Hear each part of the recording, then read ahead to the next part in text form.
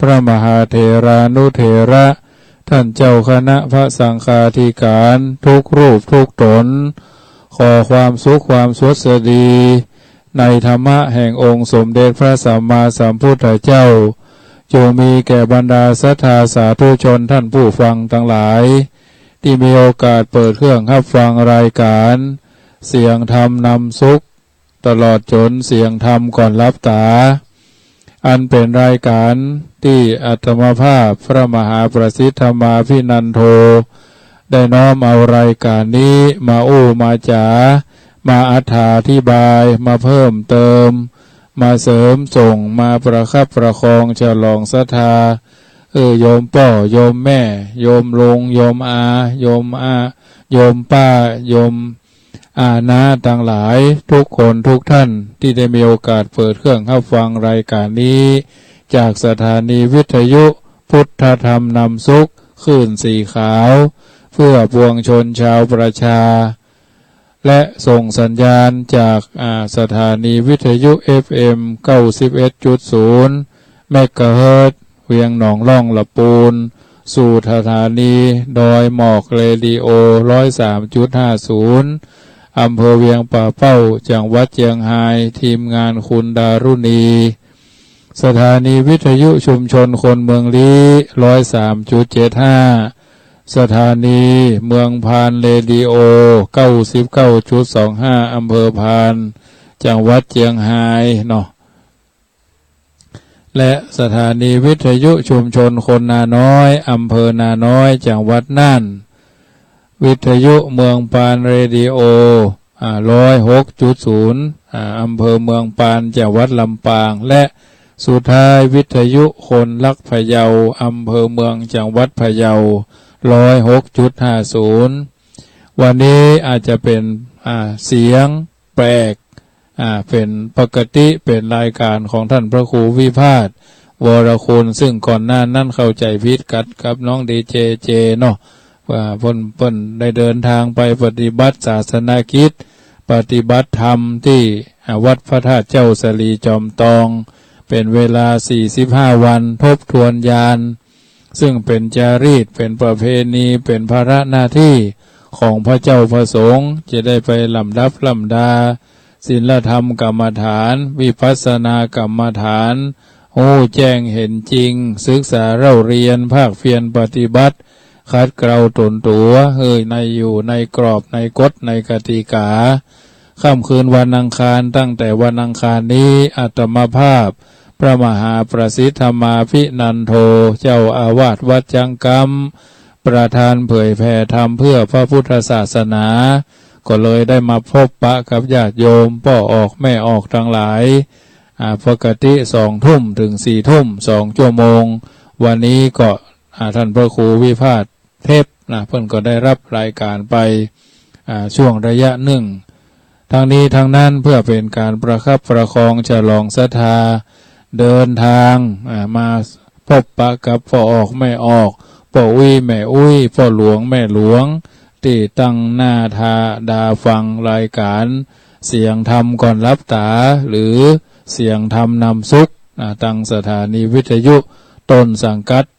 ขึ้น91สู่สัญญาณทั้งหลายที่ได้ประกาศอนุโมทนากับเจ้าของสถานีญาติโยมได้ยินได้ฟังวันนี้เป็นวันอังคารญาติโยมที่ผ่านมา 2-3 วันก็เป็นวันคล้ายวันถวายพระเพลิงพระพุทธสรีระขององค์สมเด็จพระสัมมาสัมพุทธเจ้าเฮาท่านทั้งหลายได้ดำเนินชีวิตตลอดมาเริ่มตั้งแต่ทำหน้าที่ของความเป็นชาวพุทธเป็นพุทธศาสนิกชนเป็นพุทธศาสนิกชนเป็นพุทธมามกะชนเป็นอุบาสกเป็นอุบาสิกาพวกเราท่านทั้งหลายทุกท่านทุกผู้ทุกนามทุกคนทุกท่านมีพระพุทธเจ้าเป็นผู้นำมีพระสัทธรรมเป็นแผนที่มีพระอริยสงฆ์เป็นผู้ชี้ตัวเฮาคือแหล่งแห่งการทำดีและก็ทำชั่วดีชั่วอยู่ที่ตัวเฮาทำสูงต่ำอยู่ที่เฮาทำตัวเพราะฉะนั้นพุทธะแปลว่าผู้รู้อันใดดีอันใดชั่วอันใดชอบ ถ้าทำดีแล้วก็ทำไปบาเดือดร้อนตัวเก่าก็ทำไปนะสิ่งเหล่านี้ถือว่าญาติโยมสาธุชนบละหีดบละหอยบรับจารีตประเพณีที่บัณฑิตนักปราชญ์เพิ่นกระทำบำเพ็ญกันมาเพราะนั้นรายการเสียงธรรมนำสุขเสียงธรรมก่อนรับตานี้เป็นรายการที่นำเสนอทบทวนญาติโยมได้ยินได้ฟังเราได้ศึกษาเรื่องของพระพุทธเจ้าว่าพระพุทธเจ้ามีปัญญาคุณมีบริสุทธิ์ที่คุณมีมหากรุณาที่คุณได้ศึกษาเรื่องของพระไตรสิกขาศีลรักษากายวาจาให้เรียบร้อยสมาธิรักษากายวาจาให้เรียบร้อยปัญญารู้แจ้งแทงตลอดรู้ว่าอันใดดีก็ทำกันต่อไปอันใดบดีก็ลดละเลิกเพราะฉะนั้นทางนี้ทางนั้นถือว่าทุกคนทุกท่านได้มีความเข้าใจในสิ่งในที่เราท่านทั้งหลายได้คู่ได้เข้าใจแล้วทางนี้ทางนั้นถือว่าเป็นสิ่งที่จะต้องดำเนินชีวิตของเราไปจนกว่าชีวิตจะหาไม่วันนี้ได้มีโอกาสไปเดินทางไปร่วมพิธีจำเริญพระพุทธมนต์ถวายเป็นพระราชกุศลในสมเด็จพระเจ้าอยู่หัวมหาวชิราลงกรณ์ผู้ทรงพระคุณอันประเสริฐวชิระเกล้าเจ้าอยู่หัวและพระพันปีมหาราชินีแห่งรัชกาลที่9ที่เฮาท่านทั้งหลายทราบกันดีที่วัดป่าตองคันธารามอำเภอป่าซางเฮานี่แหละเวียนกันอำเภอป่าซางนี่จัดงานสวดมนต์ถวายเป็นพระราชกุศลถวายแก่ในหลวงและพระพันปีหลวงทุกๆวันที่28ของเดือนนะเวียนกันไปตำบลละ1 เตื้อตำบลละ1 เตื้อพระเจ้าพระสงฆ์ทั่วทุกรูปทุกตนทั่วทุกสังฆมณฑลก็จะได้จัดการถวายพระราชกุศลแบบนี้ที่วัดป่าตองคันธารามวันที่28เดือนหน้าก็ที่วัดป่าเหียงตำบลแม่แรงอำเภอป่าซางจังหวัดลำพูนครูบาอาจารย์ที่เป็นพระสังฆาธิการเจ้าคณะก็จำเป็นจะต้องไปอำเภอละ1 ที่อำเภอละ1 แห่งเวียนกันไปถ้าตำบลหลายก็เวียนกันอย่างอำเภอป่าซางนี่มี10 ตำบล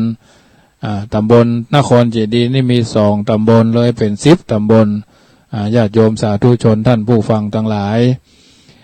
เมื่อเราท่านทั้งหลายได้มาได้ยินน้ำเลี้ยงเสียงปากได้ทบทวนความคิดอันใดอันหนึ่งไปแล้วธรรมาภาพก็จะประกาศอนุโมทนาแล้วก็จะอู้ธรรมะก่อนจะจบรายการสักเกิงชั่วโมงก็จะเปิดสายรับสายอย่างญาติโยมซึ่งมีญาติโยมเพิ่นล้อท่าฟังรายชื่อรายนามเป็นเจ้าภาพสังฆทานพ่องฝากสตางค์มาแล้วพ่องเนี่ยตั้งแต่วัดท่านวัดนี่ตั้งแต่เริ่มได้ประกาศอนุโมทนาประชาสัมพันธ์ไปเนาะทีแรกก็จะออกเดือนหน้าพุ่นเนาะวันอังคารขอเมตตาจากท่านผอ.และครูบาอาจารย์วันอังคารพอดีทางนี้ทางนั้นท่านพระครูวิพาทเพิ่นขอออกรายการก่อนจะเดินทางไปปฏิบัติศาสนกิจอาตมาภาพเก้ากับผมก็เลยจัดรายการวันนี้ก็ถือว่าส่งท้ายก่อนสิ้นเดือนเนาะวันนี้วันที่28เนาะ28อันนี้ก็จะได้ประกาศอนุโมทนาญาติโยมท่านใดถ้าว่าชื่อตกไปแล้วในรายการบ่ต้องท่วงเถอะเนอะรายการก็บ่ต้องท่วงเถอะเพราะฉะนั้นจะได้ประกาศไปเรื่อยๆว่าภัยคนใดคนหนึ่งหอมกันมาอาจจะตกหล่นไปพ่องเพราะฉะนั้นจะได้รวบรวมวันช่วงนี้ที่วัดจังกำก็มีการเตรียมสถานที่ในญาติโยมธรรมาภาพได้ย้ายต้นไม้เนาะถึงสถานที่ก่อนดึงดูดจิตใจญาติโยมได้จัดสถานที่ได้ทำเวทีนะได้ทำเวทีได้ปรับพื้นที่จะต้อนรับญาติโยมที่จะมาเวลา1 เดือนถ้าท่านมาหันแล้วก็จะคือประทับใจประทับจิตนะประทับใจประทับจิตสถานที่อากาศนะอากาศทางวัดจังกำนี่สถานที่จอดรถก็กว้างขวางดี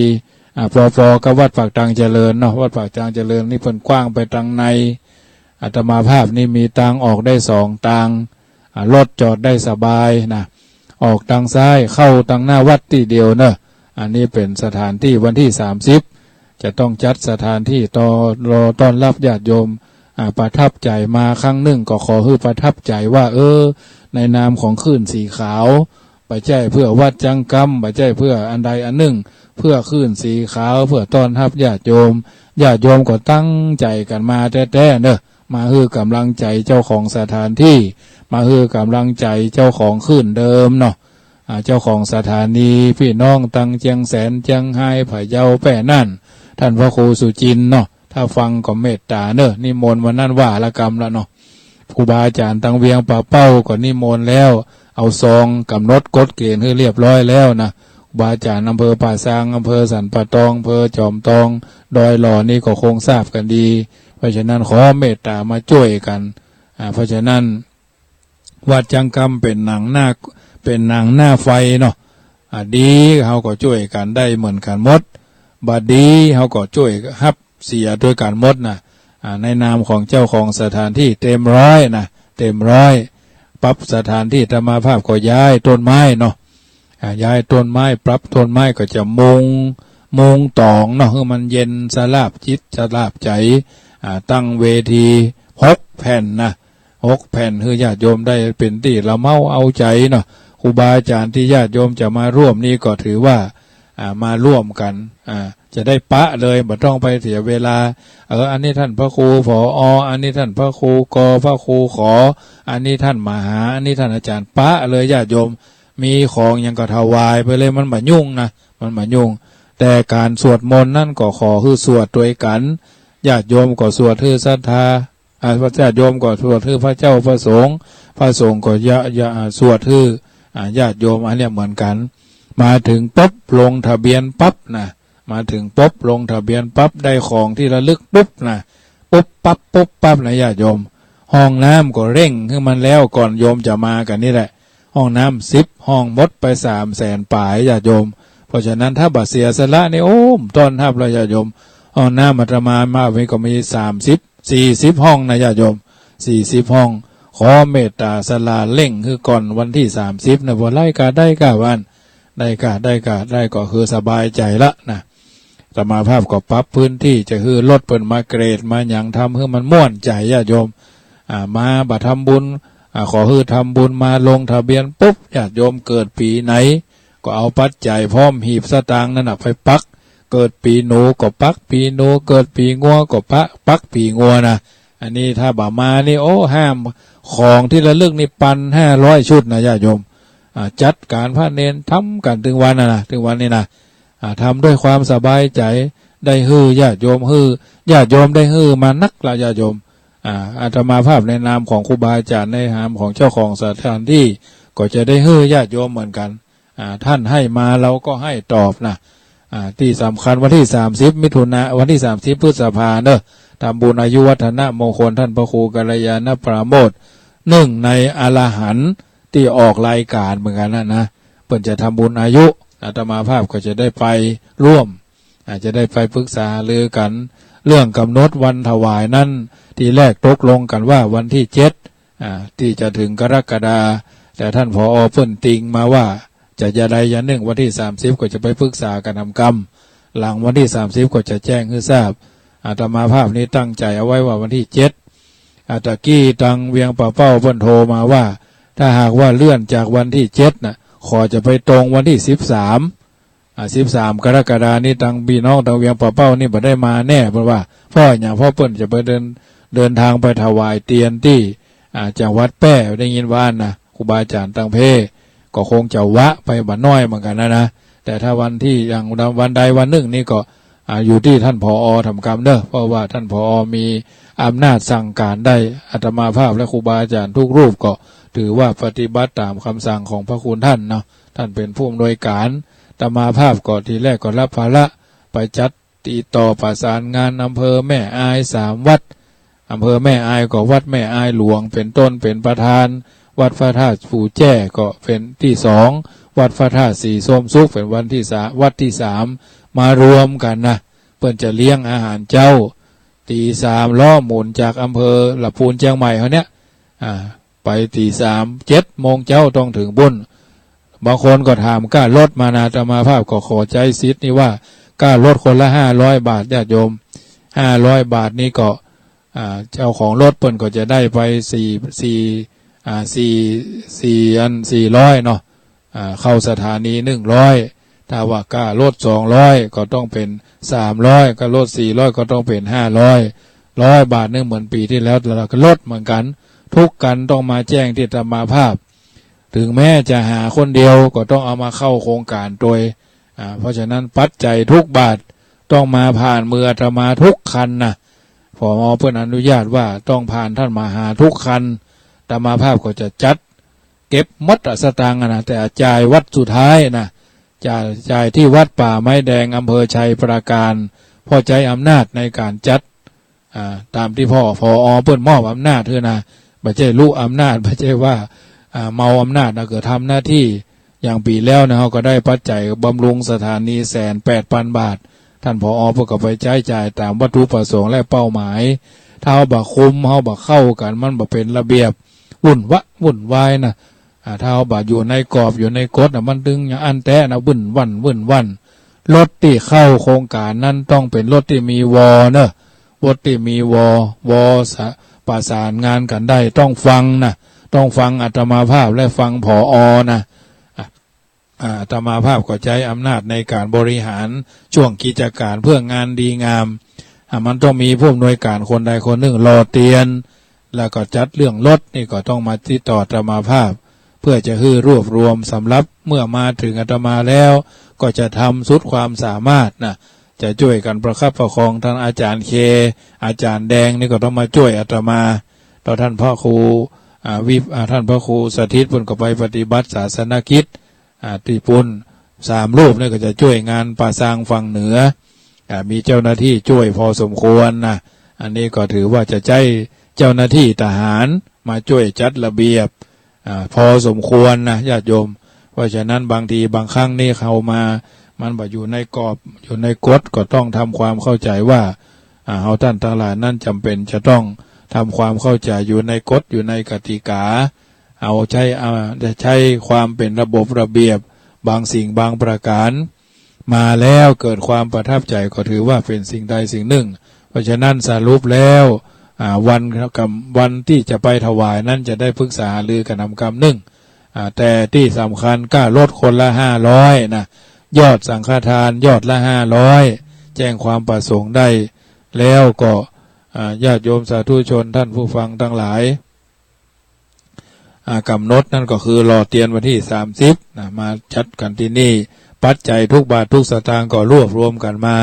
5 คน1 สังก็ได้10 คน1 สังก็ได้คนเดียว1 สังก็ได้นะเพราะฉะนั้นขอให้ทำแล้วสบายใจญาติโยมโอ้อีแม่ว่ามีสตางค์หลายท่านมาหาอีแม่มีเปื้อนกี่คนมีมิตรกี่คนเอาช่วยกันบอกแก้วเหยคำเหยมีเหยตาเหยคนละ50 บาทเนี่ยก็ได้สั่ง10 คนก็ได้สั่งถ้า5 คนคนละ100นะก็ได้5 คน1 สังก็ได้ถ้ามีปัจจัยหลายเนาะลูกหลานปันหลายหรือเก็บหอมรอมริบไว้หลายจ้างกินจ้างจ่ายจ้างใจเตตานก็คนละ1 สังคนเดียว1 สังก็ได้ครอบครัว1 สังก็ได้แล้วแต่ขอให้ทำแล้วสบายใจญาติโยมทำแล้วตุกใจลำบากใจบ่ต้องทำบอกว่าวัดใดวัดหนึ่งถ้าเกิดความสบายใจมันม่วนญาติโยมมันม่วนโยมพ่อโยมแม่มาก็ยิ้มแย้มแจ่มใสกำสตังก็ม่วนอุ่นใจอุ่นมือนะไม่ใช่นักมือนะมี100ไม่ต้องจ่ายทั้ง100มี1,000จ่ายซะ100มี100จ่ายซะ10 บาทก็ได้นะมี10,000จ่ายซะ1,000ก็ดีนะอย่างบนว่านะแบงค์มนไปเมืองนอกแบงค์ม่วงไปห้าง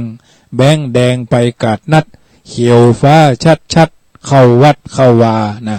แบงค์มนไปเมืองนอกแบงค์ม่วงไปห้างแบงค์แดงไปกาดนัดเขียวฟ้าชัดมาวัดมาวาจะเท็จจริงแค่ไหนก็โหอาตมาภาพก็ได้ยินเพิ่นมาก็มาอู้คือญาติโยมฟังแถมต่อหนึ่งทางนี้ทางนั้นก็จะได้ประกาศอนุโมทนาเนอะเจ้าภาพเจ้าศรัทธาสังฆทาน1แม่อวนกิติลังกาบ้านสันหิน1 สัง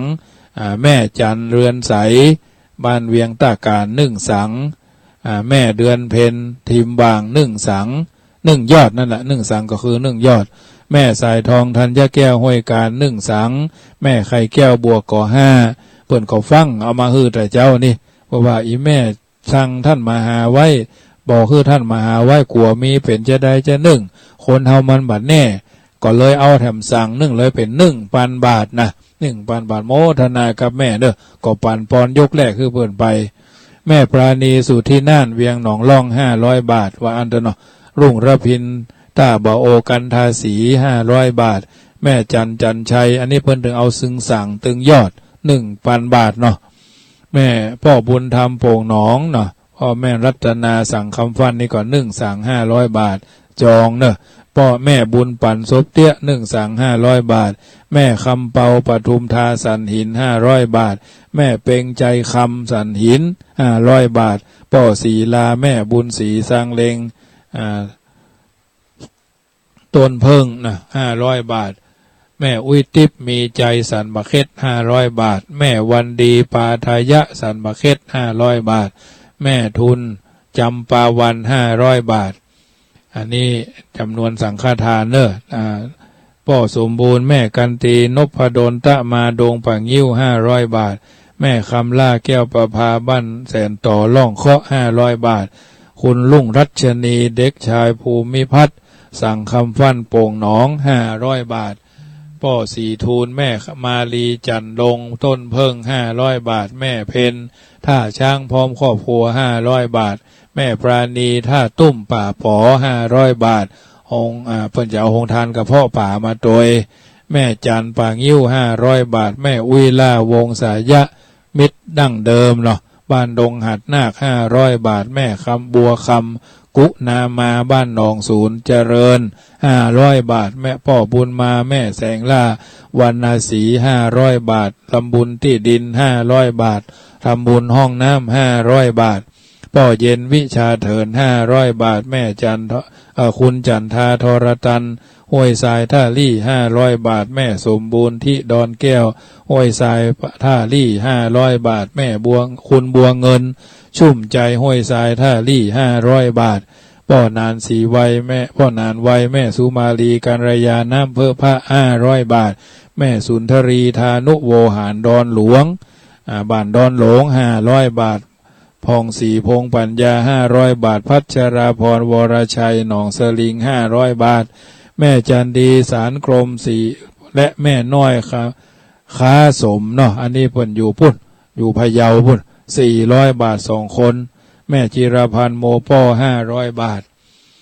แม่สุวรรณจำทำจริงจังหนองบัว200 บาทพ่อเฮือน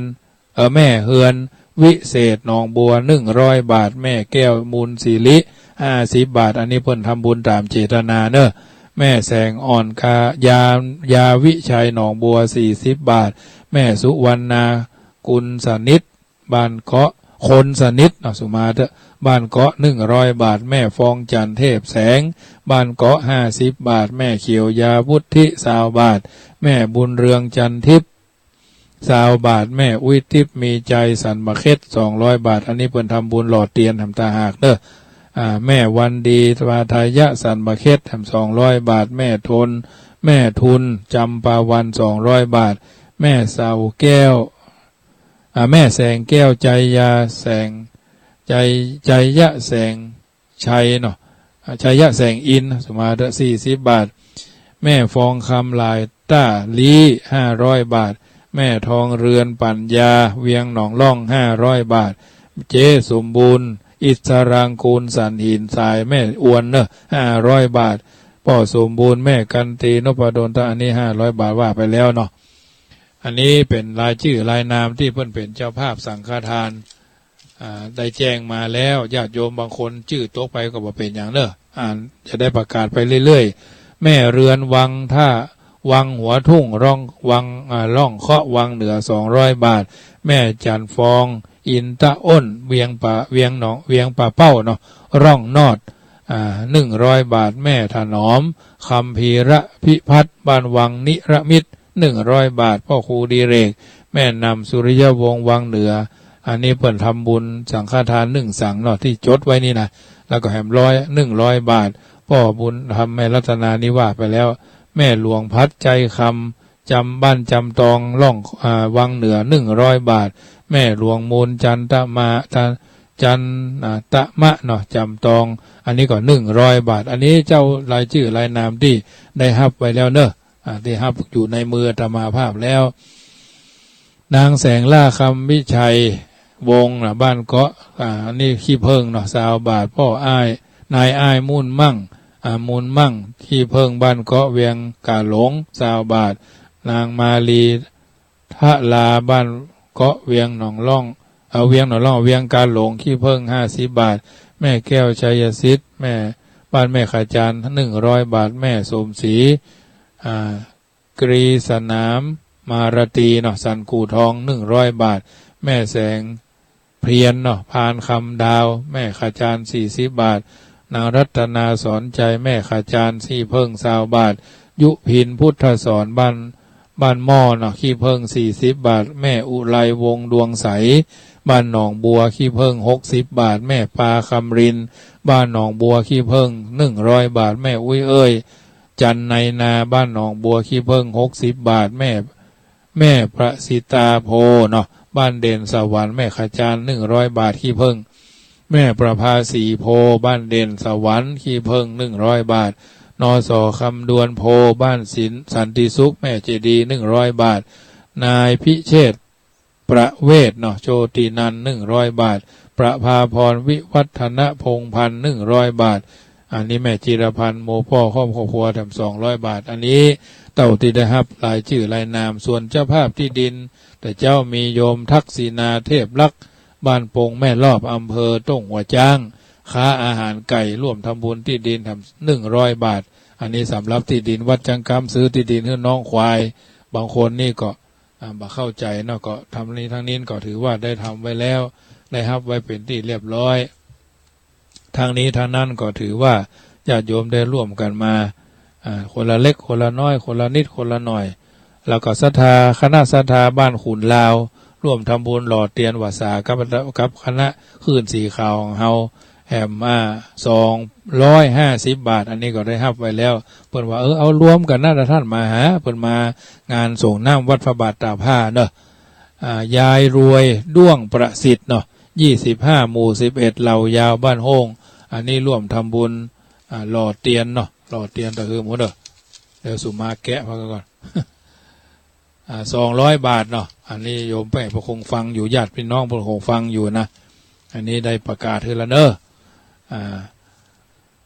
คนละเล็กคนละน้อยคนละนิดคนละหน่อยบ่ต้องไปเครียดบ่ต้องไปเข่งนะอันนี้ถือว่าได้ร่วมกันคนละนิดคนละหน่อยศรัทธาของท่านช่วยวัดช่วยวาได้เมื่อได้นานเนาะตอนนั้นพี่น้องคณะศรัทธาตังเวียงหนองพี่น้องคณะศรัทธาตังนั้นปุ่นตังนั้นขุนลาวนี่แหละเพื่อร่วมทำบุญที่ดินแถมคณะศรัทธาบ้านขุนลาวร่วมทำบุญที่ดินกับวัดจังกำแถมได้รับไว้เป็นที่เรียบร้อยแล้วจำนวน 1,200 บาทเนอะ1,200 บาทคนละเล็กคนละน้อยก็เอาหนังสืองานออกงานประชุมเพลิงศพท่านมหามโนคือคนละเล่มละเล่มไปพุ่นทางนี้ทางนั้นก็ถือว่าช่วยกันไปแม่จันฟองอินตะอ้นนี่ก็บ้านล่องนอดนะเวียงกาหลงเวียงป่าเป้านี่ก็ที่ดิน200 บาทหล่อเตียน100 บาทซึ่งก็ได้รับรวมไว้เนี่ยนะคนละเล็กคนละน้อยทำแล้วสบายใจญาติโยมก็เกิดปิติปราโมทย์ซาบซ่านทำบุญหยาดน้ำกินทานหลวงหลายจักได้สบายเกิดสุขไฟหน้าเพราะฉะนั้น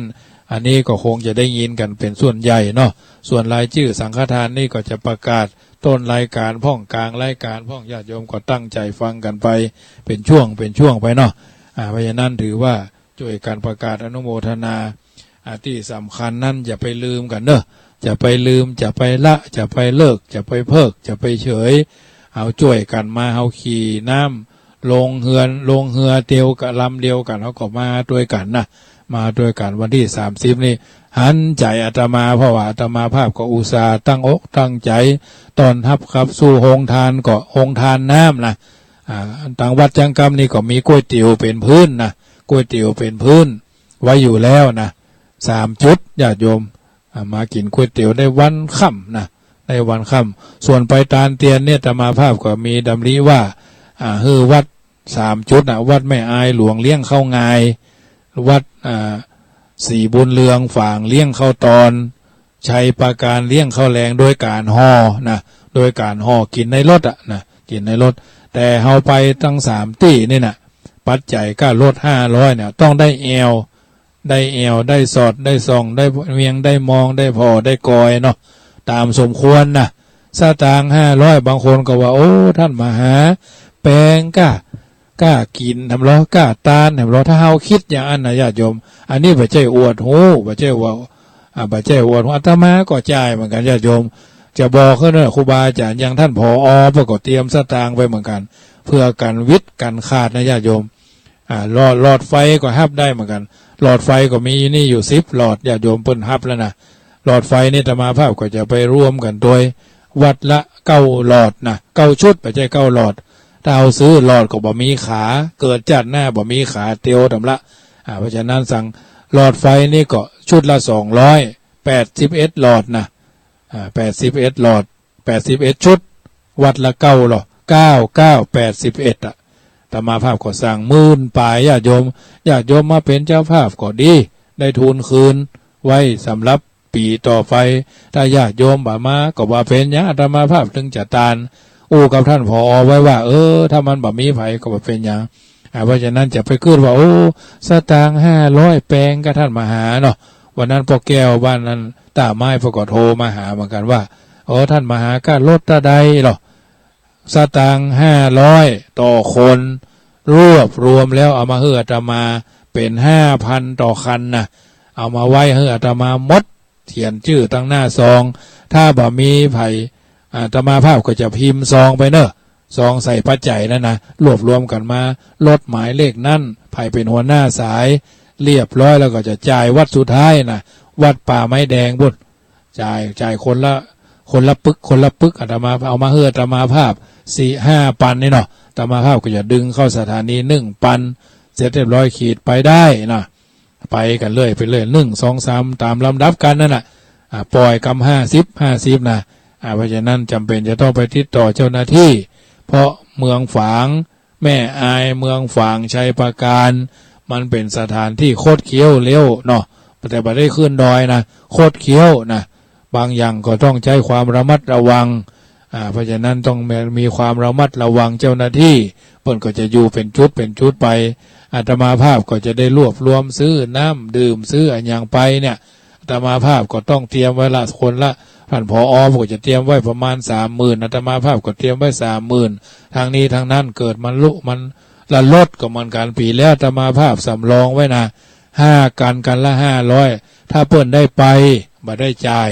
แล้วปรากฏว่าปีแล้วได้ซ่อมเกือบจะได้ซ่อมพอดีล็อกรถไว้5 กันละ500นี่นะเพื่อจะให้ญาติโยมได้สบายใจ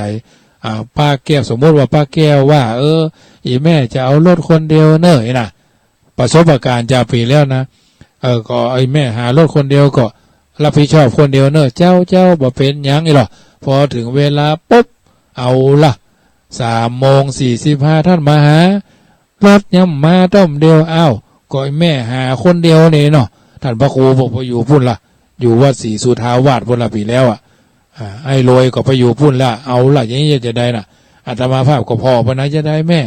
ก็รถมาได้ไปเลยแม่เขารอนี่ตั้งมา3:00 นนะก็ไอ้แม่จะหาคนเดียวย่ะก็ให้ท่านมาหาเอามาโยนสุมาเอาไฟมาโจ้งให้เฮาแบบนี้เฮาก็ไฟไหม้หูไฟไหม้หลองเข้าด้วยต่างหากนะไปทีหลังเพื่อนได้กินข้าวทีหลังเพื่อนแล้วบอกกินข้าวกินน้ำมันสักกะว่าวันไปถึงวัดศรีสุทาวาสเนี่ยนะปัดพ่อหูห้อนละไปถึงนะบังเอิญว่าสำรองกินสำรองดื่มสำรองฉันไปก่อนละระหว่างทางนะเพราะฉะนั้นมาได้นะญาติโยมเพราะฉะนั้นต้องทำให้มันรอบคอบเมื่อหาแล้วก็ต้องหาด้วยความสบายใจเอาท่านพ่อครูวัดสายมูลตกไปกันนึงนะเกือบบดีเขาจะย่ำหัวเฮานะญาติโยมเพราะฉะนั้นไม่ใช่เรื่องธรรมดานะนอนบัดรับไปเกินเดือนวะนะไม่ใช่กลัวนะญาติโยมระแวงนะ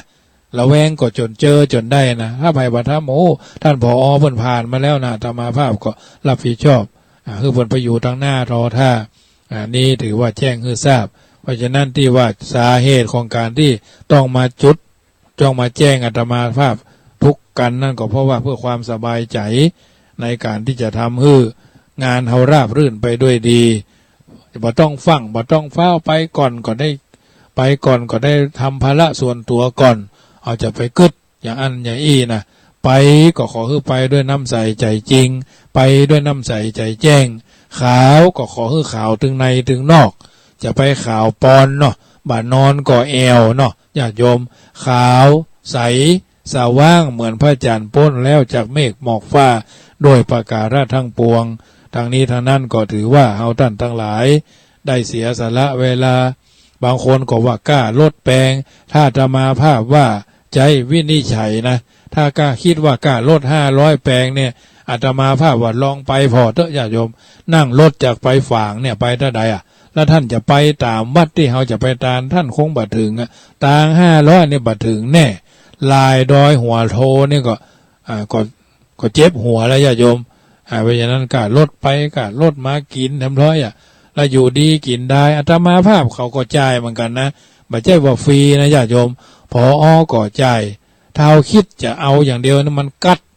กินบัดล้ำญาติโยมเปิ้นเฮาว่ากินจีนหมู่เดียวกันนะมันบัดล้ำกินจีนหมู่เดียวกันมันบัดล้ำเฮาต้องจ่ายคิดเสมอว่าเฮาทำมันอย่างเพื่อส่วนรวมได้พ้องเฮาจะไปคิดว่าเฮาจะได้อย่างจะส่วนรวมนะญาติโยมพอเปิ้นได้ปัจจัยมาจากอาตมาภาพก็ไปบริหารสถานนี้ต้องชำระสะสางทำลายสิ่งหลายอย่างคอมเสียคอมลุบ่ได้ยินเสียงก็เดือดร้อนนะได้ยินเสียงก็หน้าแช่มชื่นสะลื่นใจนะเพราะฉะนั้นกินข้าวงายวัด แม่อายหลวงเปิ้นเลี้ยงเขาต้องฮื้อเปิ้นเลี้ยงนะเพราะเอาสตางค์ไปฮื้อเปิ้นเพราะฉะนั้นท่านทั้งหลายก็เตรียมสตางค์ใส่ซองไป9 ซองหรอสตางค์500ก็ลดอาตมาภาพก็เตรียมไว้เหมือนกันนะไม่ใช่ว่าลั่งลดอาตมาภาพนะลดอาตมาภาพต้องฟรีเพื่อห้องว่าสแปร์เนาะต้องสแปร์ไว้2 กันนะมีรถแห่ทำกัน1นะเพราะฉะนั้นญาติโยมสาธุชนทั้งหลายไม่ใช่ว่าอันว่าอี้นะขอให้ทำความสบายใจกันไว้ในการที่จะทำให้งานเราราบรื่นไปด้วยดีทางนี้ทางนั้นก็ถือว่าจะไปนึกว่าก็ลดแปลงอันอย่างอื่นทำร้อยดาวคิดอันนี้ไปตรงหน้าถ้าเป็นภาษาตลกว่าใบใหญ่ละเสาเหยนะไหวๆนะ500อาตมาภาพขอ500เหมือนกันครูบาอาจารย์ทุกตนก็จ่ายเหมือนกันหมดมันมีไผฟรีสักคนถ้าฟรีก็อยู่บนหลังคาไว้เนี่ยจะโยมฉะนั้นช่วยกันกินช่วยกันทานช่วยกันกินช่วยกันทานสุขสำราญบานใจเนี่ยมันเป็นสิ่งที่ทุกคนปรารถนาทุกคนทุกท่านก็ถือว่าได้ช่วยกันสร้างสิ่งที่ดีที่งามเป็นนิมิตหมายไปกันเป็นหมู่เป็นคณะเป็นจะเป็นนะเนาะญาติโยมก็จะได้เกิดความสบายอกสบายใจทุกสิ่งทุกอย่างถ้าเกิดความสบายใจแล้วกินก็ม่วนทานก็ม่วนถ้าเอาจะเอาแต่ได้จะเอาแต่มีจะเอาแต่เอาความสบายใจบ่ใจนะเพราะฉะนั้นถือว่าทุกคนทุกท่านจำเป็นจะต้องทำความเข้าใจให้ถูกต้องว่าเรื่องเหล่านี้ถ้าเราทำแล้วมันเป็นจะได้พ้องเกิดความศรัทธาภาษาทะอย่างใดเรื่องของกินของทานเป็นการที่เสียสละจาคะบริจาคสิ่งเหล่านี้ให้เกิดความราบรื่นเรียบร้อยในจิตในใจของเราถ้าเอาจิตใจเอาคิดแต่จะได้คิดแต่จะมีคิดแต่จะเป็นอย่างเดียวก็คงจะยากไม่สามารถที่ให้ท่านทั้งหลายได้ก้าวข้ามล่วงพ้นความตนีหันแก่ตัวเนาะหันแก่ตัวถ้ามีความว่าบัดนี้เรามีความตั้งใจจะไปทำบุญจะไปสูญทอนทานหน้าที่หั่นที่นี่สิ่งเหล่านี้ก็จะเกิดความราบรื่นแก่จิตแก่ใจเราเพราะฉะนั้นการไปทำบุญถือว่าเป็นบุญนิธินะบุญญาณิธินั้นถือว่าเป็นบุญที่จะต้องเติมจะต้องเสริมจะต้องเพิ่มนะการทำบุญของเราทุกวันนี้ทำเพื่อเป็นการเติมบุญทำเพื่อเป็นการเพิ่มบุญทำเพื่อเป็นการแผ่บุญนะเติมบุญอย่างใดก่อนจะกล่าวถึงว่าเราได้เติมบุญอย่างพ้องตามาภาพก็กล่าวคำว่าเติมสักเล็กน้อยว่าเติมนั่นแปลว่าทำให้เต็มเราอาจจะบัดเต็ม เราอาจจะบ่ได้สิ่งเหล่านี้ที่มันสมคุณสมค่าของเราเพราะฉะนั้นถือว่าสิ่งละอันพันละน้อยเหล่านี้เป็นสิ่งที่เอาท่านทั้งหลายจะต้องทำความเข้าใจจะมาถึงที่ทำงานบ่รอดบ่ถึงก็ต้องแวะเติมน้ำมันรถเติมน้ำมันคนก็เติมบุญเติมน้ำมันให้เต็มเรียบร้อยคือรถจึงจะวิ่งต่อไปได้บุญของเฮาก็เหมือนน้ำมันพร่องเข้าวัดเข้าวาเข้าสถานที่ทำบุญก็เติมบุญเนาะเพื่อให้บุญของเฮาอยู่เป็นปกติใจชีวิตประจำวันเฮาจะต้องสับสนวุ่นวายกับการทำมาหากินเลี้ยงชีพทำหั่นทำนี่วุ่นวายไปหมดถึงกายถึงกรรมถึงจิตใจบุญก็สะสมไว้ก็เริ่มร่อยรอลงแหงมันยังร่อยรอญาติโยมอายุน้อยเตะปิ๊บพึ่งนะซ้อมมวยโบ๊ะบะเตะต้นกล้วยพักเป็นต้นน่ะบังเบ่งเตะกระสอบทรายเนาะถ้าเป็นนักมวยนักวิ่งนักปั่นจักรยานพออายุ50 60 70ก็เลยร่อยรอละเลยร่อยรอละเขาก็ต้องฮัดให้มันเข้าใจฮัดให้มันมีกำลังอย่างต่อเนื่องลดน้อยถอยลงไปเนี่ยมันเป็นเรื่องที่จะต้องเติมเช็คเนาะลดถ่ายน้ำมันเครื่องคนน่ะถ่ายน้ำมันอย่างถ่ายความชั่วออกไปด้วยการใจจาคะบริจาคอย่างนั้นเพื่อจะให้ได้เดินทางต่อไปการที่เฮาท่านทั้งหลายได้ทำบุญหล่อเตียนก็ดีตานเตียนก็ดีกฐินก็ตามผ้าป่าก็แล้วแต่ถือว่าเป็นการเติมบุญกันที่วัดที่สำนักสงฆ์ที่พักสงฆ์บางคนก็สมาทานศีล 5ว่าจะเป็นอุโบสถศีล 8เบญจศีลคือศีล 5ตรวจสอบดูจิตใจของเฮาว่าศีลที่เคยสมาทานฮับไปเมื่อวันพระก็ดีวันงานต่างๆทำบุญขึ้นบ้านใหม่งานศพแต่งงานตาล100 วันอย่างใดก็แล้วแต่อยู่ครบก่อส่วนไหนขาดส่วนไหนพ่องก็จัดการเติมเต็มให้บริบูรณ์ญาติโยมตานะศีละภาวนาภัยยังบัดติดบ่ได้ทำบ่ได้เป็นเจ้าภาพสังฆทานก็ร่วมกันเป็นเจ้าภาพภัยบ่ได้เป็นเจ้าภาพหลอดไฟก็ร่วมกันเป็นเจ้าภาพมาวัดจังกรรมได้หลายอย่างหล่อเตียนเจ้าภาพสังฆทานปู่จาทำบุญสืบชะตาใส่บาท108ซื้อที่ดินให้น้องควายน่ะตอดผ้าป่าตามสมควรแก่ฐานะบำรุงสถานีอันเนี้ยได้หลายอย่างแบงค์ซาวบ่มีก็มาแลกได้นะมาแลกได้ที่วัดจังกรรมบริการแลกบ่ต้องไปทำนักแต่ขอให้ทำทุกคนคนละเล็กคนละน้อย1เศษสตางค์ของท่าน10 บาท20 บาทบ่ต้องเป็น100ก็ได้ขอให้เป็น10 บาท20 บาทก็พอเขียวก็เอาฟ้าก็ดีแดงก็บ่ใช่น้อยเหมือนกันช่วยกันทำให้มันเติมกันไปเสริมกันไปแลกสตางค์มาแบงค์100คนละเท่านั้นเนาะทำบุญการลดเฮามีแล้วทำบุญตรงนั้นตรงนี้เฮาก็มีแล้วสืบชะตาเท่าใดสมมติว่า20 บาทเนาะ20 บาทสืบชะตา20 บาทยอดเหรียญพระเจ้า108 20 บาทถวายเป็นเจ้าภาพอันนั้นอันนี้ก็แล้วแต่เฮาเนาะแล้วแต่เฮาเกิดความสบายใจเพราะฉะนั้นลองเฮาจะไปคิดเป็นค่ากับญาติโยมถ้าเป็นค่านี่มันหมดราคาในตัวทันทีต้องคิดเป็นคุณธรรมจริยธรรมวัฒนธรรมคุณธรรมคืออย่างคือการกลั่นกรองออกจากจิตใจเฮานี่แหละว่าเฮามีเสาะว่าหากินมาเฮาไปขึ้นสวรรค์ชั้นฟ้าสมมติว่าเฮามีเงินล้านเงินแสนเงินหมื่น20,000 30,000 2,000 3,000เฮาตายละเนาะเฮาตายละภัยจะได้แก้วมาลูนแก้วมาแสงป่อบ้านอาจจะใจต่อไปบางทีก็สุมาไปมีกู้เหียบางทีแม่บ้านก็ใจต่อไปมีกู้เหียบางทีบางครั้งลูกหลานจุลูกหลานลักเล็กขโมยน้อยไปอย่างก็มีเพราะเป็นวิบากกรรมเฮาสร้างมาแต่ชาติปางก่อนเปิ้นว่ากรรมเวรกรรมเพราะฉะนั้นเฮาต้องเติมของเฮาคนเดียวเปิ้นถึงว่าทำบุญหยาดน้ำกินตาลหลวงหลายจักได้สบายเกิดสุขไปหน้าเฮาบ่ทำแล้วไผจะไปทำโลกนี้อยู่เพื่อจะไปนะโลกหน้าไปเพื่อจะอยู่นะญาติโยมต้องเข้าใจเนอะทำบุญปีละ1 เตื้อคือวันเกิด ตาย364วันตายถึงวันญาติโยมบางทีก็ตายก่อนวัยด้วยซ้ำไปตายละหงเข้าไว้ตายละนัดสุมานะนัดไอ้แก้วไอ้คำไอ้แก้วอีกคำว่าตายละโอ้ยใส่น้ำบะลำไยไว้ลืมปิดสูบไม่ละก้าตั้งหม้อแกงไว้มานั่งขายเฮ็ดลมตามตุกตลาดตูบกาดร้านก้าโอ้ตายละไปเติมน้ำมันลืมเติมน้ำมันจะไปเข้าสวนลำไยอยู่มาล้อมมาล่อตายละลืมจ่ายลืมไปต่ออันนั้นอันนี้สัญญาณมือถือมดสตางค์ในเครื่องมดลืมเติมสตางค์ถ่ายละได้หน่อยเดียวแบตเตอรี่อันโทรศัพท์จะหมดตายทั้งนั้นตายไปวัน3 รอบ 4 รอบแต่มันตายบัดเน่าตายแล้ววุ่นวายตายแล้วเดือดร้อนญาติโยมอันนี้คือตายยังไม่เน่าคือตายตามเวลาที่เราได้ตายกันนั่น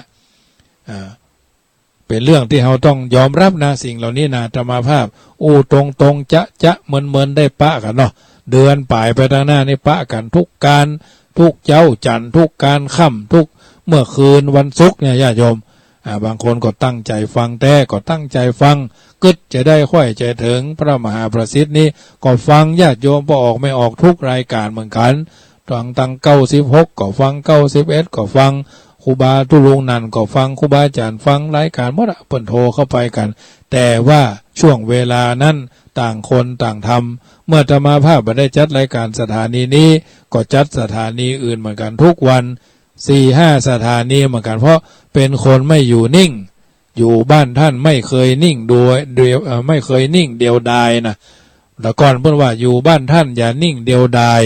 ปั้นวัวปั้นควายให้ลูกท่านเล่นนะสำหรับอาตมาภาพพระมหาประสิทธิ์รูปนี้อยู่วัดช่างคำไม่ได้นิ่งดูดายมีทั้งวัวทั้งควายให้ลูกท่านดูเล่นนะแรงมาเขาก็เอาลูกมาพออันเนี้ยลูกเหยหลานเหยน้องเฟสน้องไฟเหยอันนี้งัวอะไรคืองัวพ่องัวก็คือเป็นหัวงัวก็คืองัวใครก็มีนะมันลูกมันบะจ้างก็มีอันนี้คือควายมีเขาด้วยเหรอมีเขาไว้ทำไมความละอ่อนมันบ่เนาะมันบ่เนาะอย่าเอาหันเครื่องบินแต่ก่อนนะพ่อใครได้เครื่องบินน้อยก็ซื้อด้วยพ่อเขาก็ว่านะแต่ก่อนนะอันเนี้ยเป็นเรื่องที่เราต้องคิดอยู่วัดช่างคำไม่ได้นิ่งเดียวดายมีทั้งวัวทั้งควายให้ลูกท่านดูเล่นนะบ่ได้ปั้นแต่เลี้ยงจะได้ซื้อนาสีให้นะญาติโยมไหนก็บอกเนาะพอดีญาติโยมเพิ่นก็มาช่วยเล่า200,000ละยังทำล้านหนึ่งญาติโยมล้านนี่ก็ใช้เวลา4 เดือนที่จะต้องเสาะหาสตางค์มาบริหารจัดซื้อเมื่อซื้อแล้วขณะนี้เป็นชื่อของคุณหญิงอรุณีสิรินทสมบัติเมื่อเลย4 เดือนไปแล้วถ้าเอาปัจจัยเปิ้นจะกินเงินมัดจ่างไป40,000เดี๋ยวนี้มีแสนแล้วยังทำล้านหนึ่ง4 เดือนต้องเสาะหาสตางค์ตกเดือนละ200,000นะ250,000 250,000ในญาติโยมลดกันมาแล้วล้านเนาะ1 ล้านหัวงอกกำเนี่ยญาติโยมถ้าญาติโยมมาช่วยอาตมานะ คนละเล็กคนละน้อยถามว่าเหนื่อยทุกอย่างเหนื่อยทั้งนั้นมีเหนื่อยทั้งนั้นพ่อบ้านอยู่กับแม่บ้านก็เหนื่อยพ่อมันหูเรื่องเหนื่อยกับคนผีบ้าหูเรื่องบางทีด่าวอกด่าก้างก็ไม่คืนก็นอนกับวอกแล้วเนาะด่าหมูด่าหมาก็นอนกับหมานะญาติโยมมันเป็นอย่างเงี้ยมันเป็นอย่างเงี้ยแล้วก็จะอย่างเงี้ยต่อไปแบบนะเพราะฉะนั้นต้องออมซ้อมกันพลุพ่อมันเฮ้ยแม่มันเฮ้ยสูเฮ้ยอ้ายเฮ้ยตัวเฮ้ยเปิ้นเฮ้ยนะก็ม่วนมันก็เป็นธรรมดาถ้วยฟาดช้อนท่อนฟาดถ้วยอยู่ด้วยกันเท่าแก่กุ๊กกิ๊กกันไปเนาะพ่อบ้านมีเมื่อยังมีก็อยู่ด้วยกันพอหน้ากันจะไปอาคินอาข้อหน้าซับทับเกียดหน้าซับทับงอกระทบกระทั่งเป็นธรรมดาไผ่กินข้าวบะดังบ่มีสักคนเกี้ยวดังก็มีหายใจดังก็มีหีบน้ำแกงดังก็มีถ้วยสุดลุดมือก็มีญาติโยมเพราะฉะนั้นมันบ่มีอย่างสักอย่างที่มันเป็นจีรังยั่งยืนเมื่อยังอยู่ก็ดูแลพ่อมันเป็นจะได้สูค่าเจ็บต้องก็เสาะยาคือพ่อบ้านมันกินสูค่าแกนต้องก็เสาะยาคือแม่บ้านมันกินสูค่าเบาไหวแล้วเมาหัวก็สู้คนที่เมาหัวบ่อยๆก็ระวังจะไปเครียดบางคนบางท่านนี่ก็กินก็ยังเก่าอาหารก็คือมันครบ5 หมู่ มันบอกครบ5 หมู่ก็ไปซ่อถึง5 กาดในญาติโยมอำเภอป่าซางก็กาดป่ากาดเนี่ยกาดซบทากาดแม่ทองเลี้ยวกาดป่าซางกาดบ้านแซมก็ได้เนาะกาดนัดก็ได้5 กาดนัดทุ่งฟ้าบดเวียงหนองล่องเนี่ยกาดนัดบ้านดอนกาดแม่อุ้ยอุ้ยออนเนี่ยสะปะสะเปดแหละกาดนัดกัดนั่นกัดนี่น่ะวันเสาร์ที่หันวันติดกัดนี่วันจันทร์วันการวันพุธวันพัดวันศุกร์พี่น้องตะเวียงป่าเป้าก็หลายกาดทะลึบทึบถือเป็นแลบพญาโยมวังเหนือก็เหมือนกันเมืองน่านก็เหมือนกันตลอดจนเมืองปานก็เหมือนกันพี่น้องเมืองปานก็โทรประจำตมาภาพก่อนก็มีความใกล้ชิดสนิทสนมกับวัดหลวงสีแจ้ซ้อนเหมือนกันนะเพิ่นก็เคยมาบวชมาเป๊กกับตาเพ่พี่น้องทางเวียงป่าเป้าก็เหมือนกันพี่น้องทางตระกูลอายุยืนก็มาเป็นไปเป็นเคยอยู่ทางพระบาทตาพานนี่ก็นักอันนี้ก็ถือว่าได้มีความใกล้ชิดสนิทสนมได้มาร่วมทำบุญงานทำบุญอายุของหลวงพ่อท่านพระครูปฏิภาณธรรมทินท่านมหาสาวแก้วท่านพระครูทั้งหลายท่านอาจารย์ณัฐพงษ์พ่องครูบาสีหมื่นครูบาป่าแงะท่านมหาสมชาตินี่ก็ได้ปะกันวันนั้นก็ทักทายกันอู้จากันม่วนงันสันเล่าพระเจ้าพระสงฆ์ต้องฮักกันแปลงกันแหมน้อยนึงอย่างครูบาอาจารย์เพิ่นก็อู้ว่ามันก็เหมือนกันคู่ตี้เนาะมันบ่แตกต่างกันเรื่องบางเรื่องถ้ามันเกิดความเสียหายก็ช่วยกันเข้าไปแก้ไฟไหม้บ้านไหม้ก้นเต่งบ้านถ้าไปช่วยกันเพี้ยวพัดปัดกวาดแล้วไผจะมาช่วยเอาสีเดียวกันมาทำลายหนี่เขี้ยวเบี้ยวปากพ่อบ้านไปช่วยแม่บ้านไปช่วยพ่อบ้านแล้วไผจะมาช่วยพระลูกวัดไปช่วยเจ้าอาวาสไปช่วยลูกวัดแล้วไผจะมาช่วยพ่อหลวงไปช่วยลูกบ้านที่ไหนจะมาพ่อหลวงไปช่วยลูกบ้านก็ไปช่วยพ่อหลวงมันก็เลยหนี่เขี้ยวเบี้ยวปากใส่กันกำนันไปช่วยพ่อหลวงบ้านก็ไปช่วยกำนันนั่นแหละเพราะฉะนั้นปัจจุบันวันนี้ทางราชการบ้านเมืองเปิดบริหารราชการราชกิจในหลวงก็มีแล้วท่านผู้เป็นรัฐบุรุษก็ถึงอสัญญกรรมอนิจจกรรมไปแล้วก็ถือว่าเป็นปูชนียบุคคลไว้อะไร3 วันนะพี่น้องทั้งทุกทั่วหัวระแหงและเปิดก็ไว้อะไรกันลดธงครึ่งเสาเนาะเป็นการแสดงความไว้อะไรต่อรัฐบุรุษผู้ทรงกิจการงานเพื่อวัดเพื่อบ้านเพื่อสถาบันพระมหากษัตริย์จงรักภักดีใต้ฝ่าละอองธุรีพระบาทมาเป็นเวลา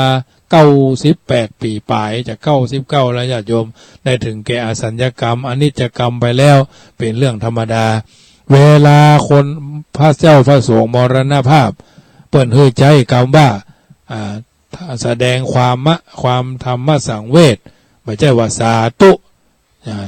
สาธุก็ตายว่าตายละดีไม่ใช่อย่างนั้นนะเพราะฉะนั้นญาติโยมสาธุชนท่านผู้ฟังทั้งหลาย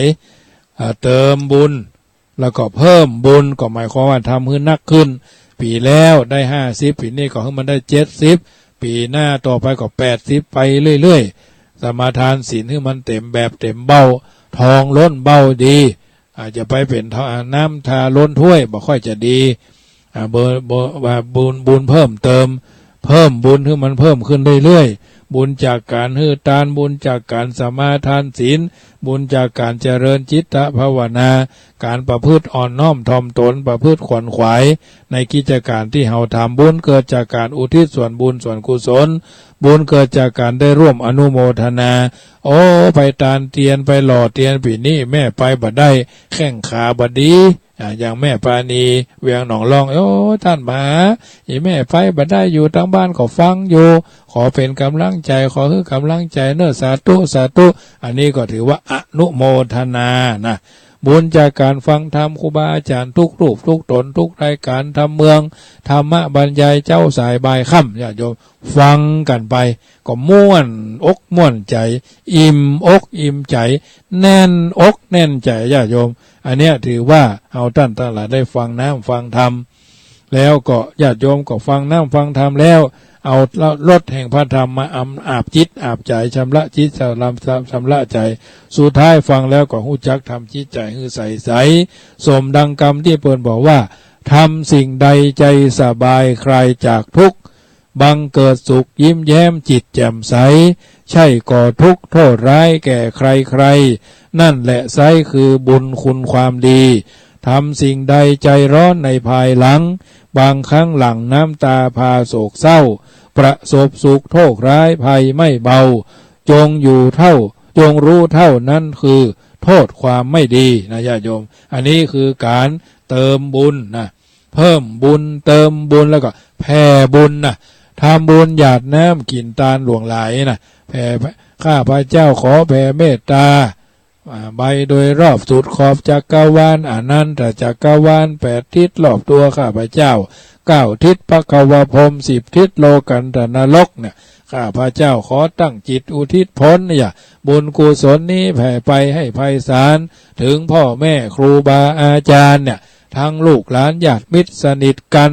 คนเคยร่วมกิจการงานเพื่อพระพุทธศาสนาจงมีส่วนได้ในบุญกุศลผลของข้าพเจ้าอย่าทั้งเจ้ากรรมนายเวรเทพเทวันขอให้ท่านได้กุศลผลนี้เถิดนะเพราะฉะนั้นเติมบุญเพิ่มบุญแล้วก็แผ่บุญจะได้อยู่สุขสบาย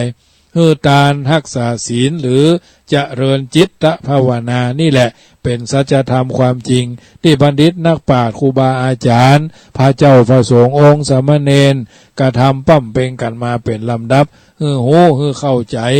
นำไปเป็นประทีปธรรมนำชีวิตเฮาท่านทั้งหลายดำเนินชีวิตอย่างถูกต้องท่องแท้เพราะฉะนั้นญาติโยมสาธุชนท่านผู้ฟังทั้งหลายรายการเสียงธรรมก่อนรับตาหรือเสียงธรรมนำสุขที่ธรรมาภาพพระมหาประสิทธิ์ธรรมาภินันโทได้สาธกได้ยกได้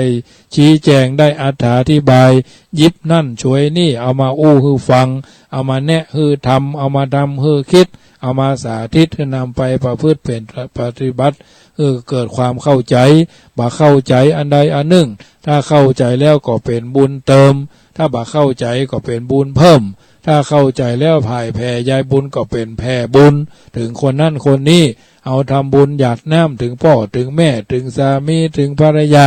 อานิสงส์ผลกุศลความดีปารมีจึงเกิดขึ้นกับตัวกับตนเข้าไปตามลำดับเพราะฉะนั้นครูบาอาจารย์พระมหาเถระเจ้าคณะพระสังฆาธิการที่มีหน้าที่โดยตรงหน้าที่เผยแผ่น้ำธรรมคำสอนก็เป็นส่วนหนึ่งที่เฮาท่านทั้งหลายได้ฟังแล้วนำไปเป็นประทีปธรรมนำชีวิตให้เข้าใจแล้วก็เกิดประโยชน์โสดที่ผลเป็นมงคลแก่ตัวแก่ตนเฮาท่านทั้งหลายเพราะฉะนั้นรายการที่ท่านทั้งหลายได้ฟังนี้ก็ถือว่าเป็นส่วนหนึ่งที่ธรรมภาพในนามครูบาอาจารย์ได้สาธกได้ยกคือญาติโยมได้ฟังนำไปคิดพิจารณาปรับปรุงเปลี่ยนแปลงแก้ไขอันใดดีก็ทำกันต่อไปอันใดบ่ดีก็ลดละเลิกแก้ไขปรับปรุงขึ้นมันดีอย่างเพื่อนบอกว่าคนดีเมื่อถลำทำพังผิดชอบพินิจหาเหตุผลที่ตนเผลอแก้ปัญหาโดยแยบคายไม่เผลอเรอ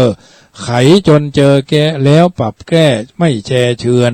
คนจันไรแม้รู้ตนเป็นคนผิดชอบเพ่งพิษโทษใครๆใจเชื่อเฉือนแก้ตัวจนโทษเบาบางลบรางเรือนตัวเองเหมือนไม่เคยทำเรื่องต่ำทรามเพราะฉะนั้นคนดีชอบแก้ไขคนจันไรชอบแก้ตัวคนชั่วชอบพกความผิดคนที่มีความคิดย่อมพิจารณาแล้วจึงกระทำละชั่วทำดีทำจิตใจให้ใสผ่องแผ้วโดยทั่วไปเพราะฉะนั้นรายการเสียงธรรมก่อนรับตาหรือเสียงธรรมนำสุขที่ญาติโยมกำลังฟังนี้เป็นส่วนหนึ่งที่ญาติโยมสาธุชนได้ยินได้ฟังแล้วกึศจะได้ไข้ใจเทิงแปลงใจเทิงก็โทรศัพท์มาหาได้เนอะเปิดสายแล้ว0861875325 0861875325ตะกี้ก็มีแม่เจนจีลา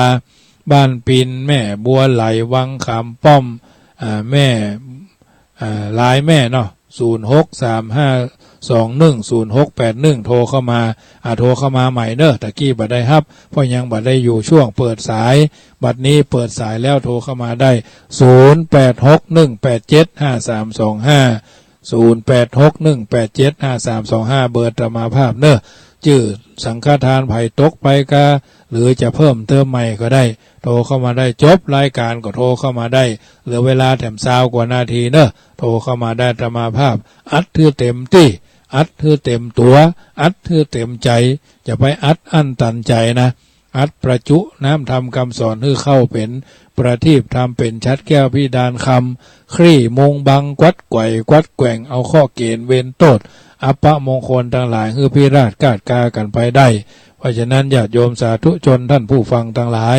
ก็จะได้ค่อยจะถึงโทรเข้ามาได้แม่เจนจีราเจ้ากับพระเจ้า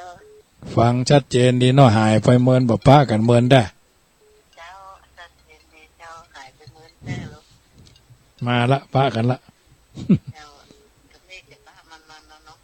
วันทุกวันอังคารเนาะจำได้ทุกวันอังคารเมื่อคืนเนาะอันมาคำเจ้าอาทิตย์ทำในทุกวันแต่เนาะฟังบ่เบื่อบ่คลายก็ฟังไปได้เรื่อยๆเนอะเจ้าอย่างอยู่กับจิ้ววิทยุกันโดยเขาเจ้าโมทนาเนอะเจ้ากับพระเจ้าแม่เจนจีราบ้านปินเจริญพรพระเจ้าแม่อย่างนี้แม่รัตดาเจ้าแม่รัตดาแต่ก่อนนี่ฟังกันอยู่เนาะฟังเจ้าติดตามตลอดเจ้าหายไปเมินก็เติงหาฟังนั่งทำคำสอนเหมาะแต่เหมาะกับเมืองน่านแต่พะเยาก็น่านนี่นะเจ้ากับคนเมืองน่านกันเจ้าพี่น้องเมืองน่านกันเจ้า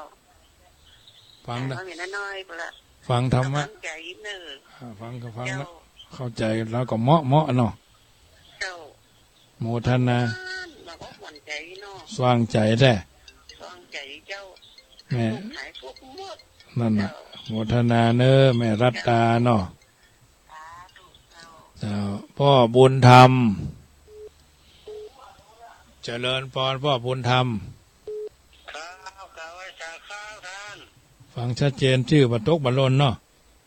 ครับบัตกบัลลนครับชัดเจนดีครับชัดเจนดีได้ยินได้ฟังกับกระมวลเนาะครับฝนตกกับวันเนี่ยวันนี้บัตกครับแต่คืนนี้ตกคุณเฮ็ดทอบออกแล้วกะโอ้เฮ็ดทอบนี่มันออกทั้งอื่นทั้งเฮานี่มีเจอครับนี่ว่าเฮ็ดทอบทั้งวันเฮาฟังเฮ็ดทอบบ้านเฮายังได้กินเจอโมทนาได้ยินฟังชัดเจนกับม่วนใจกันเนอเป็นกำลังใจเนาะครับเป็นกำลังใจท่านเนอโมทนาพ่อบุญธรรมพงน้อง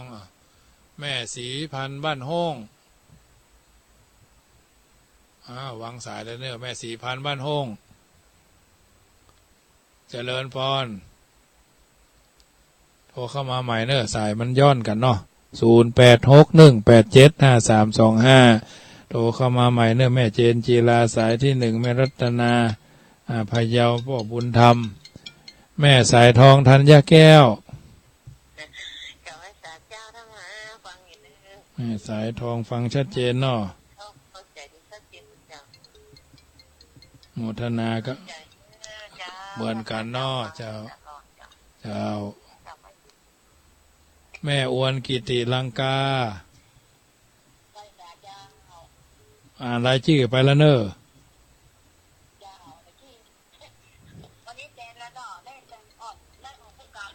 หายไปเห็นหน่อยอ่านประกาศที่เรียบร้อยโมทนากับแม่เนอะวันที่30ปากันเอาเมียงไปตัวเนอะ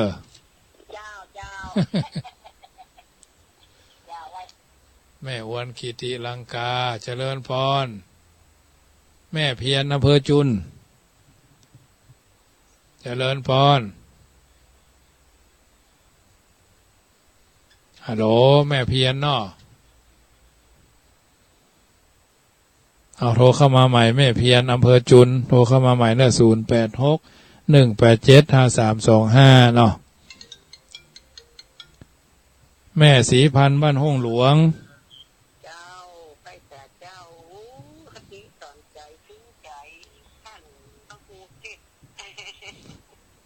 ฟัง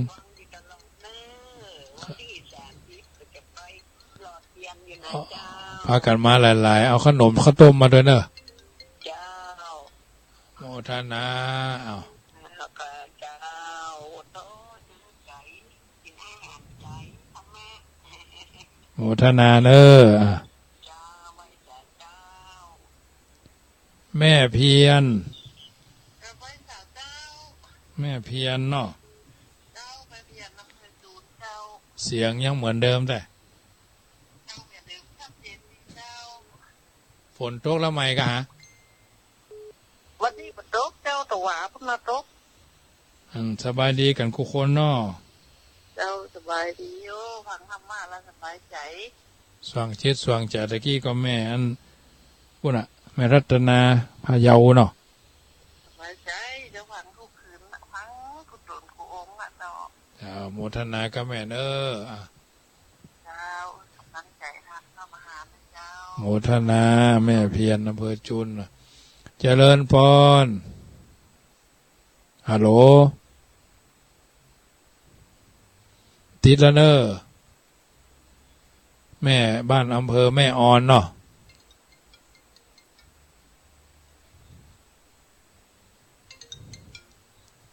เจริญพรอันนี้ไผ่เอ่ย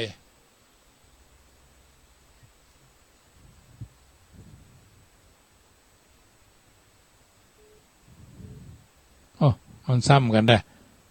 เจริญพรแม่หลวงสายฝน เจ้าไม่ใส่เจ้าหมา แม่หลวงสายฝนนี่ติดตลอดนะ เสียพยาติของน้องกันนะต้นเติมแน่เนอ ของไผ่เนี่ยว รพันธ์กติหญิงชิดติมนไตเลียว วรพันธ์ชิติมนต์เนาะ กาลิหญิงชิดติมนไตเลียว เดี๋ยวได้จะโทรหามคำเนาะ เจ้า แหมสังเนาะ เจ้า โมทนาก็แม่หลวงเนอ ขอให้หมอเจ้า แม่หลวงสายฝนจันกุณะเนาะวันหนองผาขาวเจริญพรติดแล้วเนอ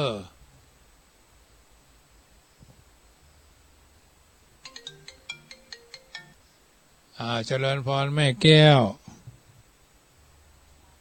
เอาไปฟังอีกเด้อ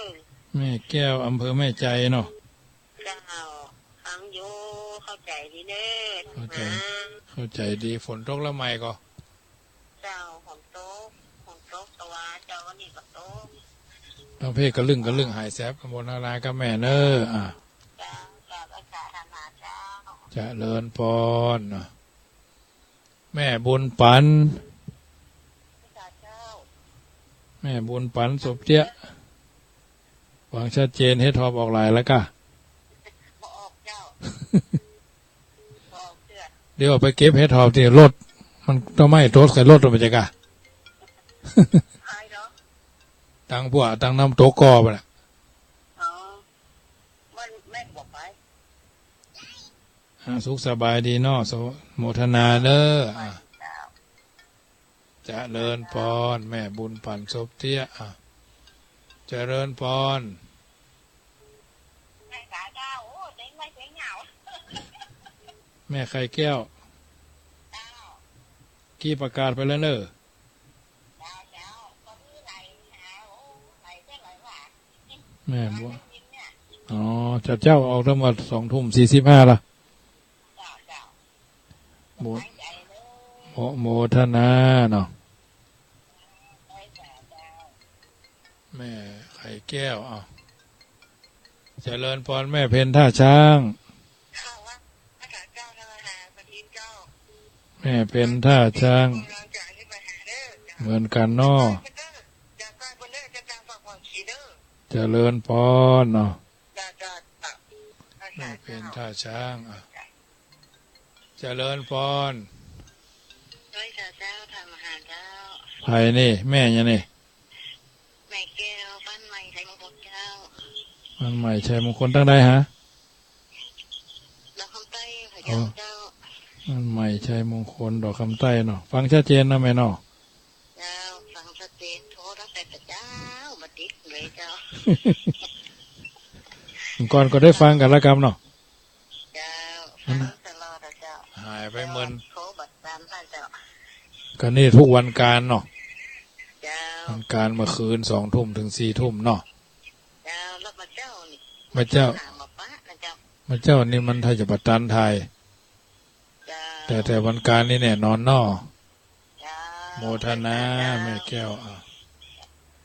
เจริญพรแม่คำปันเหล่าสันปิง เจ้าไม่สาเจ้าท่านมา แม่คำปันเหล่าสันปิงเนาะฟังชัดเจนนะแม่เนาะ พระเจ้าดิเจ้าตอนนั้นนี่แม่เอาลงทานไปเนอะ ได้เลยลงทานวัน ถ้าบ่เคยหันกันได้ไพ่ว่าตัว ถ้าอย่าตัวใบใหญ่เนาะ เสียงก็ตัวนี่บ่เหมือนกันเนาะ ระเบิด ถ้าบ่เคยหู้จักกันก็ว่าโอ้ถ้าจะหุนห่างเพียวลมไม่เนาะ โมทนาก็แม่คำปันเนาะ เจ้า เจริญพรโยมแม่เจริญพรโทรเข้ามาใหม่เนอะ0861875325พ่อบุญตันป่าไร่พ่อบุญตัน ครับไปสารมา นี่วันรับละไก่ไร่ รับฟังอยู่ในท่านเนอะ ฟังดูเนอะคือกำลังใจพ่อมากันเนอะกำลังใจในท่านเนอะ โมทนา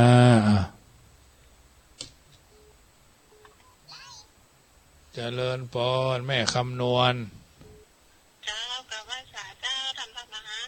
แม่คำนวณแจ้ซ้อนเนาะ เอา ตะกี้เซลถึงน้อยเนื้อวัดสีหลวงแจ้ซ้อนนี่นะ เจ้าเจ้าว่าจะได้เจ้า กำลังได้ยินกะขี้ว่าไปจันเมือนละ ได้ยินป๊อกลากล่ะ ตะกี้อู้ไปก่อนนะไทยมันออกพอ2:45แล้วหรอ อ๋อแม่นแล้วเจ้าตะกี้ท่านเขาพูด วิพาท ที่ท่านออกจ้ะ วิพาทออกไปก่อนเพราะว่าเจเข้าใจผิดกันน้อยหนึ่ง อ๋อ ก็ได้ออกว่า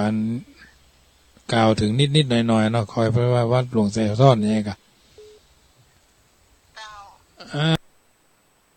หอม400นะ ได้ยินแล้วเจ้าร วมทำบุญกันคนละน้อยเนาะ เจ้า ฝนตกดีกันทั้งหมดเดียวเนี่ย ต้องดีแล้วเจ้า บ่ฮ้อนแล้วเนาะ บ่ฮ้อนแล้วบ่ได้ยินอยู่แล้ว จะโมทนาเนอเจ้าสาธุชาวแหมสายหนึ่งเนอแม่บ้านปางเนาะเจริญพร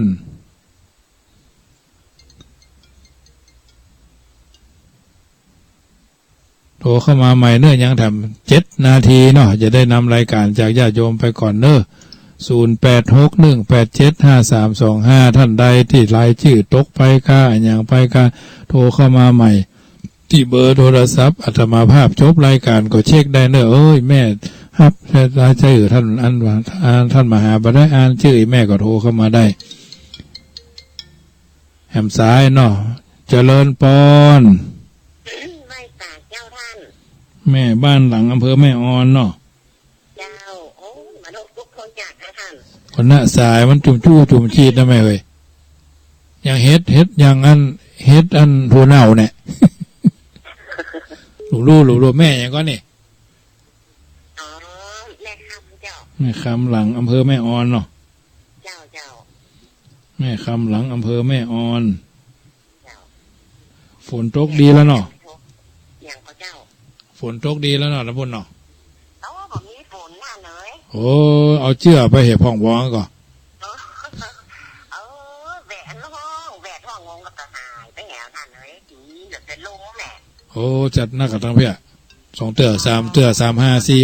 5เป็นฝนเป็นลมวันนี้ก็เข้าทางเมืองเป้านะกาดแม่มาลัยทางแม่เมืองเป้านี่ลมปัดเหี่ยฟื้นนำไปเลยนี่นะอ้าวใจเย็นๆจะไปใจห้อนเนาะ